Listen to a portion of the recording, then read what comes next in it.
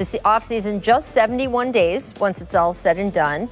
That is going to be the shortest offseason in the history of not just the NBA, but all four major U.S. sports. So, Coach Fizz, who do you think benefits the most from a December 22nd tip-off?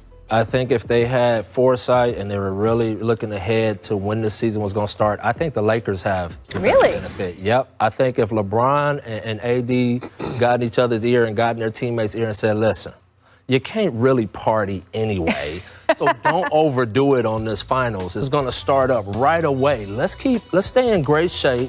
Let's everybody take care of their bodies, and let's come back into this season and hit the ground running and just impose our will on it again and see if we can go get another title.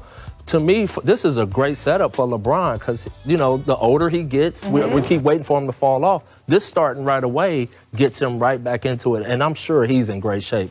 I just don't know if those other guys over-celebrate or not, but I think it really benefits the Lakers. You know what? I disagree with that, Coach, because you know why? Because going into the season, they got to deal with free agency. And there's a short window for that. They have a lot of free agents. So now they're going to have to fill in the pieces for that. So I think the guys who are going to benefit the most is teams that don't have to make those type of moves. True. Like Boston Celtics. You got to figure like this. That's a team that's probably not going to make any moves. They're set up. They're set up. You know, teams that don't have Miami, you know, they got a couple free agents. Maybe they can sign for 1 year. Teams that don't have to make. But if you got teams with full of free agents and you have a short period of time with draft coming up, this is a difficult period. You're going to be rushing to scramble to put your rosters together.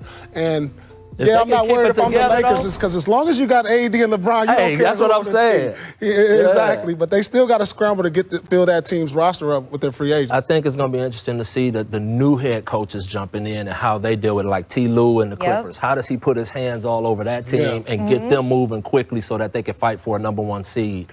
You know, all of these new coaches jumping in. Doc Rivers. That Philly job is they're contending team with Doc Rivers, and how fast can he get them playing his type of basketball? So that's going to be interesting. I think those teams are probably a little bit behind the teams that we just talked about. Unfortunately, no one in the NBA would ever make a free agency deal before the official free agency day starts. That would never happen in this league. So I'm sure they really will be affected by the short window. Nothing has already been negotiated. When is it? When does free agent start? When does it end? Well, so the original target date when they thought maybe they would start later in the season was December 1st. But that has always been a soft date. And now, obviously, with training camp starting December 1st on this accelerated schedule, it won't happen. So they're definitely, Adrian Wojnarowski reported last night that there was some discussion on the player call of asking if free agency could actually happen before the draft. If you look at that calendar, there's more room before November 18th than between November 18th and December 1st.